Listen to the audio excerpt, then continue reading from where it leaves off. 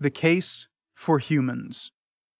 The politically correct and socially acceptable stance on humans is that all of human life is precious. In the movies, you always have to go back to rescue the lost exploration team from the aliens. Political activists always claim, if it just saves one life, then we should spend another $1 trillion on some ungodly program or another. Parents always claim to dearly love their children, and the majority of spouses put on the veneer that they are also in eternal, blissful love with one another. But deep down inside, we all know better. There's 7 billion people on the planet, and we don't know, let alone care about the vast majority of them. Most of the humans we do know in our lives we don't like anyway, including everything from bosses, co-workers, fellow commuters, peers, students, teachers, professors, baristas, waiters, waitresses, and that cop that gave you that ticket. And then there's the people we outright hate and loathe with the passion of 1,000 burning suns. Murderers, criminals, terrorists, politicians, exes, people who drive slow in the left lane, social justice warriors, and hipsters. Matter of fact, if you think about it, humans are in some regards the worst things on the planet. They commit all crimes. They are the only things on the planet that can hurt us emotionally. They are the cause of all wars, and truthfully, outside natural disasters and disease, they are the cause of all the world's problems. Even the best humans, the ones we presumably value and cherish the most in our lives, wear thin, compelling an official stance on our fellow man that is somewhat forced. Employees are our best asset, right before the company lays them all off. I love my children, though I've often thought of drowning them in the river. I love my wife, with gnashing, grinding teeth. So if humans are so awful, why then should we like them, let alone make them the whole purpose of our entire existence? Because humans are infinite. For all their drawbacks, humans have one thing that nothing else on the planet has, and that is, they are infinite. Not in the sense of immortality or they somehow will last forever, but in the sense that they aren't limited, finite, inanimate objects incapable of thought or interaction. Humans are dynamic, constantly changing, constantly evolving, intelligent, sentient entities.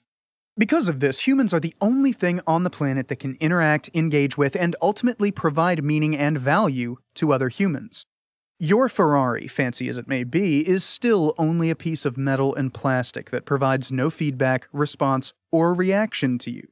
Your souped-up gaming computer, no matter how advanced the graphics card, is not capable of intelligence, cannot have a conversation with you, and is only capable of interacting with you to the extent other humans have programmed it to. And your McMansion in the suburbs, no matter how much it makes the Joneses envious, still cannot debate you, argue with you, contest you, or agree. The most opulent, advanced, and nicest things in the world still cannot hold a candle to a simple conversation with that mere middle-aged man sitting at the bar with his whiskey. These unique traits of intelligence, infiniteness, reaction, and dynamism further give humans their ultimate value. They are the only thing you can form a relationship with. You can't fall in love with your Ferrari. You can't fall in love with a supercomputer. And you can't form a friendship with your iPhone 973. They simply aren't capable of interacting with you, challenging you, and loving you back. Not that you would think a physical object is capable of love, but imagine enjoying these things without humans. Driving a sports car by yourself. Attending a movie by yourself. Playing video games by yourself.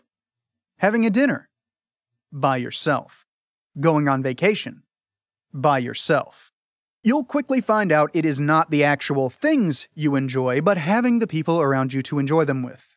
And you will also soon find out that it is the highest order of compliment, perhaps the ultimate measure of your worth as a human being, when people consciously choose to spend some of their dwindling, finite time on this planet with you. Finally, if none of this convinces you, or perhaps you consciously agree with it, but you just don't feel it in your gut, consider the instance when humans are removed from your life.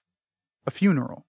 Funerals provide even the most cold-hearted misanthropic of people a clear, albeit brief, insight into what is most important in life. And the guttural, visceral reality of a human's value becomes painfully clear. If you crash your car, lose your phone, or break a vase, you might get angry, perturbed at the cost and inconvenience of replacing such things. But you do not cry, mourn, and suffer like you do when a loved one dies. You do not feel sick to your stomach for days after, and you don't get clinically depressed. This alone is proof, whether you consciously realize it or not, that humans are more important to us than things. However, I contend there is much more happening when there is a death of a loved one, the insights of which only further reinforce the importance of humans. For while it makes complete sense to mourn over the death of somebody you care about, I theorize the majority of the mourning is not because the person died, but because you failed to spend time with them while they were alive.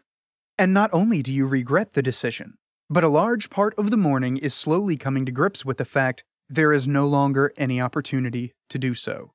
That person, that loved one, that engaging, infinite, dynamic, intellectual being whose sentience and personality you loved romantically or as a brother, has ended permanently.